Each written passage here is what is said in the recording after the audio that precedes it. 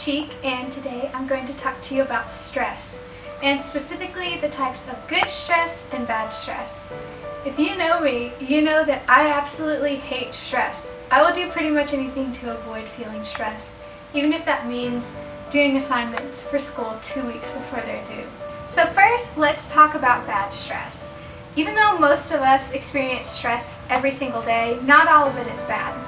Stress becomes really problematic when it starts to build up and it becomes something that is chronic in our everyday lives. And there's actually something called an allostatic load. And what that means is that basically, as we accumulate more and more stress in our lives, it gets increasingly difficult to deal with that stress. Basically, stress affects your immune system by blocking the immune cells that you need to defend your immune system. And this is called immunosuppression. And that's why when you're feeling stressed and you haven't gotten enough sleep and you have a lot on you, a lot of times that's one of the most vulnerable times that people get sick. Stress also affects our immune system indirectly as well. So when you see people under a lot of stress, that's one of the times that we tend to pick up bad habits, whether that be smoking or just drinking a lot of excess caffeine and sugar. So since we know that stress can have negative effects on a person, how do you know how to differentiate what is good stress, what is normal and necessary, and what is bad stress? So we're going to talk about some indicators for both types of stress. So first, let's talk about some of the good indicators. So this is how we know that it's good stress and not something that's going to harm you.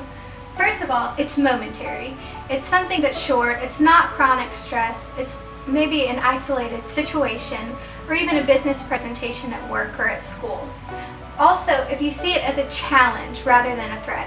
So a challenge could be going into a new work environment for the first time or meeting someone new on the first day of class. These are all things that challenge us and help us to grow as people rather than to threaten us. And lastly, sometimes stress can increase our productivity. So that's definitely a good thing. Sometimes we need that rush of adrenaline and norepinephrine and epinephrine so that we can really get things done to the best of our abilities. So next we're going to identify indicators that you are under the bad type of stress. And the first one is if it's chronic, if it's something that you have to deal with every single day. And a lot of times this chronic stress comes from your work or your jobs. Jobs such as a social worker have a really high burnout rate because you're constantly under the pressure of trying to help other people. Also, jobs like mining and construction work that have a high physical toll can lead to chronic stress as well. If you're seeing your everyday challenges as threats because you feel physically or emotionally threatened by things you're encountering, it's probably not healthy.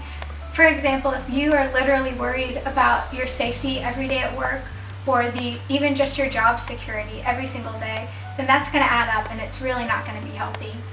The last thing is if the stress is debilitating. You literally feel like you cannot continue emotionally or physically. Obviously, this is a sign that something is very wrong and you're dealing with bad stress that could lead to heart disease and other physical medical problems.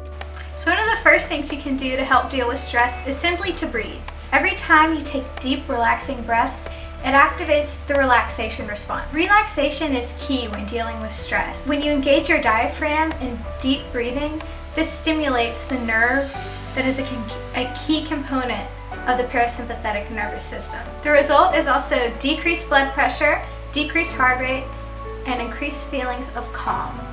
One of the best things you can do for deep breathing is simply closing your eyes, imagine a calm scene, maybe such as nature, and simply taking deep breaths in and out while counting to 3 in both directions. The next tip is a simple one: laugh. A study from Loma Linda University showed that laughter helped to decrease cortisol levels by 39%. So if you're going through a particularly stressful time, take the time to sit down and watch your favorite TV show or even meet up for coffee with your most fun friends so that you can laugh and let off a little steam. Another thing you can do is exercising.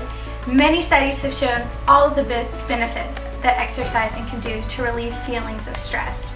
And one of the main things is running. This helps release endorphins and just overall makes you feel better. You can also do a vigorous walk for 30 to 60 minutes, and not only will you feel healthy and like you exercise, but it really will make you feel more relaxed. Another easy tip is just going outside. Especially in the spring and summer months when it's nice weather outside, anything as simple as a hike can help you live longer and healthier lives. Contact with nature can also lower blood pressure and stress, so this may be just the thing you need to put the brakes on your fight or flight system. Last but not least is getting enough sleep. Especially as college students, this is something that we don't often do. But the average person needs 7 to 8 hours of sleep per night. This is very key in helping to keep a healthy weight, having a healthy immune system, and also preventing depression. There's good evidence that the chemicals released in the body during sleep send messages to the fight or flight system to turn it off. So this allows the body's cortisol levels to lower, thus reducing your stress. And if you have a hard time sleeping or you suffer from insomnia, there are some tips that can help you, such as avoiding caffeine, keeping your bedroom free of TVs, and trying to maintain a more regular sleep cycle. Other ways that you can reduce stress are adopting a pet. Adopting a pet has actually been shown to relieve stress because you're more likely to exercise if you have a pet, and is social companionship. So next I'm going to talk about the fight or flight response. And this originated when our ancestors often had to hunt or be in stressful situations dealing with wild animals, where they would either have to fight to get food or run away and try to save their lives. So basically what happens during the fight or flight response is the hypothalamus in our brain sends a message to the adrenal medulla. And what this does is sends an outpouring of epinephrine and norepinephrine into our bloodstream. So in lay terms, this is when we feel an adrenaline rush. And all of a sudden your heart starts pumping, you may be able to run faster or even lift heavier things. And this is from the fight or flight response, helping us deal with stress. And that gets us in a pretty worked up state, and it's actually unhealthy to be in the fight or flight, have the fight or flight response too much, because too much epinephrine is actually bad for your heart. And that's one of the reasons, again, that chronic stress isn't good for you. Dr. Henry Benson found that our bodies actually combat fight or flight with a system called the relaxation response, which has also been called relax and restore. So basically what happens is the hypothalamus sends a message that instead of increasing epinephrine in our bloodstream, it does the exact opposite. And this is how we're able to calm down, our heart rate decreases, we can feel calm again and not under stress anymore. And these two systems really balance each other out. But as I said before, it's really imperative that you don't have the fight or flight response too often, because that's unhealthy. And there are ways that you can actually kind of induce the relaxation response in your body, whether you're feeling relaxed or not. And next I'm going to talk about how you go about doing that. As I mentioned, Dr. Henry Benson was the first researcher to study the relaxation response. And this is basically how the central nervous system responds when trying to calm the body down and get us back into a state of relaxation. And there are actually ways to elicit or even induce this relaxation response, and Dr. Benson gave tips on how to do that, and so I am going to guide Andrew through the steps of the relaxation response. So first we need to make sure that he is sitting quietly in a comfortable position, so just get relaxed and comfortable. Next, you need to close your eyes as if you're about to fall asleep. Then deeply relax all of your muscles, beginning at your feet and progressing up to your face. Keep them relaxed. Next, breathe through your nose. Try to become aware of your breathing. As you breathe out, say the word 1 silently to yourself. That way you'll know that you're taking the breaths slowly enough, with enough time in between each one to truly relax. But make sure that you are still breathing easily and naturally. You want to continue this for 10 to 20 minutes.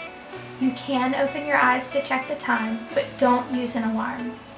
When you finish, sit quietly for several minutes, at first with your eyes closed and later with your eyes open. So even once you open your eyes, you want to make sure that you stay in that relaxed state for a few minutes, and do not stand up. Don't worry at first if you're successful in achieving a deep level of relaxation. Try to maintain a passive attitude and permit relaxation to occur at its own pace. It's different for every single person. When distracting thoughts occur, try to ignore them and not dwell on them, and go again to repeating the word one after you breathe out each time. With practice, this relaxation response should come with little or no effort. In fact, your body likes being in this state of relaxation and should get attuned to it rather easily. Try to practice twice every day, but do not do it within 2 hours after any meal, because the digestive process does seem to interfere with the elicitation of the relaxation response. So hopefully if you follow these steps and you do this a few times a day, you will be able to be successful in eliciting relaxation and combat stress. So that concludes our Bubsy Talk on stress. We know that everyone has to deal with stress pretty much on a daily basis. So the best way to deal with that is figuring out ways that work for you to cope. So we hope that that was helpful. Once again, I'm Emily. I'm Andrew. And I'm Steven. Thank you. First.